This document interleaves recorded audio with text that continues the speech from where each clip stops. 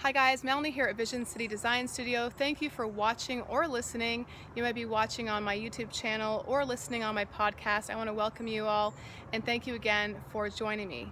I am actually currently on vacation / work trip in sunny California. I'm having a great time and really enjoying the sun. For those of you who are on my YouTube channel, I'll give you a quick little view here. This is where I'm at. Really beautiful location, and I'm right beside a pool, actually, in a stunning location with palm trees above me. So for those of you who can't see it, just imagine it, and it's an awesome place to be, really serene. So I thought I would do a couple teachings for you guys, specifically for those of you who are building your art businesses online, and maybe you've joined my webinar. If you haven't done so, I encourage you to do so. It's the visioncity.biz/Etsy webinar. So if you haven't watched that, I encourage you to do that. But in this teaching, I want to talk to you about something that's really, I get asked a lot, and that is about at-home printers. Now, first and foremost, just to kind of give you a bit of backstory here, I actually have been building my own online art business now for over 5 or maybe even 6 years now. And I personally do not print at home, and the reason why I don't print at home is because I personally, at the time I was starting my art business, I just literally did not have the time capacity. I was a new mom and I was building my art business while literally my daughter would be like napping when she was like an infant. So for me, it was more of a time issue. It was not as much of an issue with whether I wanted to print or not. It was more like, what do I actually have time to do or not to do? And so that's why I didn't print on my own. So I have a printer that prints for me. But for those of you who would rather print at home, I feel like it's one of those things where it can be a sea of printers and not really know which one to go with. So there are a few things that you are going to want to have included in the printer that you're using. And so I wanted to go over a few of those right now. The first thing I want you to be aware of is the size. What size can the printer that you're looking at print up to? So be sure to check that out. The Canon Pixma series, as well as the Epson Photo Stylus. Let me just get this right here. The Epson Photo Stylus R200 wireless series, they actually do some where they can actually go up to either 12 by 18 or even all the way up to 13 inches wide, which is pretty incredible. So you can actually print full width posters and so forth. I personally print 11 by 14s, but depending on where you are creating in the world, your paper sizes are going to be different because, like, for example, standard size frames here in Canada and America are different than that of the UK, for example. So depending on where you are, you might need to kind of, vary on as far as sizing. So be sure that the actual printer that you are purchasing is going to accommodate the largest size that you are going to be printing at. And then that way you can always do like 2 or 3 up or 8 up, depending on what you're printing. If you're printing postcards, greeting cards, or posters, it really depends on what you're making. But this way you're really going to be covered. So make sure that you are looking into high sizing printers. I've had people purchase printers that only do up to like 8.5 by 11, like a standard piece of paper size here in America and Canada. And what's happened is, in the end, they actually needed to upgrade because their business grew, and then they needed to print larger sizes. They had to start all over again looking for a new printer, and that can be extremely expensive.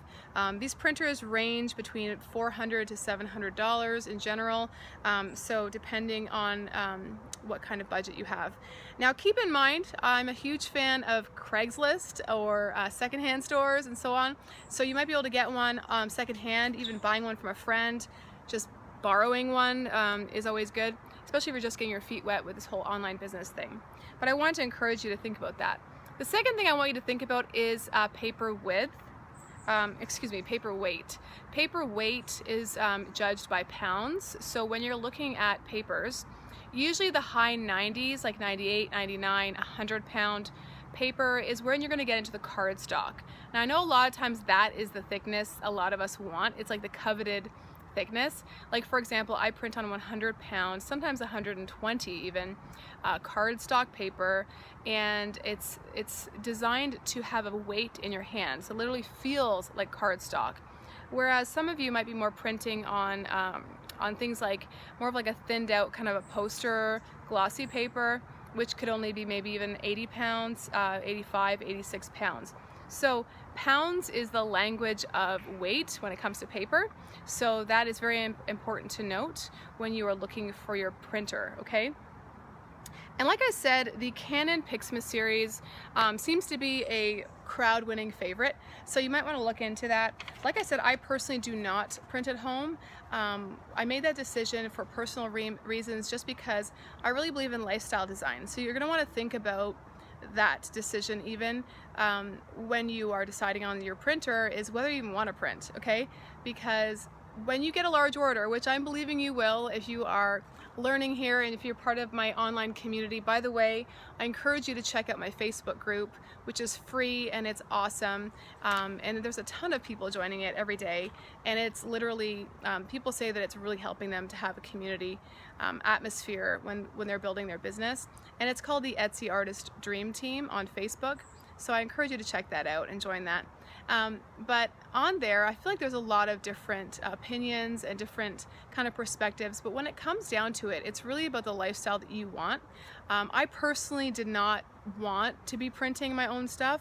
Not that I don't like it, I think it can be fun. It can even be an art form, especially if you're doing, like, say, screen printing or linograph, or linocut, excuse me, or if you're doing, say, letterpress or something kind of cool, then it's actually more of an art form. But if not, you know, if you don't have the time, then I encourage you to not do that. And the reason why is because you're going to be committing to be printing on every order. So say if you're out of prints, you're going to be the one up till midnight or 2 in the morning printing for that order that has to go out the next day. So do you really want to do that? It's up to you. I encourage you to think about it. If it's more of an art form thing for you, then I absolutely say go for it. But if you're like me, maybe you have kids and maybe you have commitments, you have a day job, whatever it might be, you may or may not even want to be doing the actual printing yourself. So I wanted to just do this quick little video about the kind of things you want to think about. So again, size, paper weight, and obviously the cost. You know, stay within budget, don't go overboard. Look online, see if you can purchase it from another person. Like, even if you go on to the Etsy Artist Dream Team Facebook group and just put out a question, is anybody selling a printer? You might be surprised, and ask if they're in your area, tell what city you're in, and maybe you can connect with somebody and actually get a printer for like a fraction of the cost. I'm all about doing things that are actually going to work within your budget, so don't feel like you have to go overboard and, you know, put your life savings into an art business. Just kind of go one thing at a time. And when it comes to, say, choosing a printer, like a manufacturer who's going to print on your behalf, you're going to want to obviously find out what their minimums are. So for example, what are the minimum prints that they will do, and what are the costs for those, and then what are the price breaks. So as you print more, you're going to get less, each price is going to be a bit less and less. And ask them, are you able to even bring your own paper?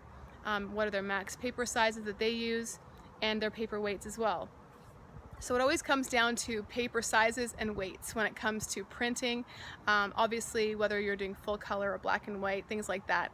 But I wanted to do this quick video, and I hope this has helped and served you as you're building your art business. Thank you so much for watching this or for listening to this video, and I encourage you that if you want to know more about this information, to check out my free webinar, which is visioncity.biz/Etsy webinar, and I'll see you there.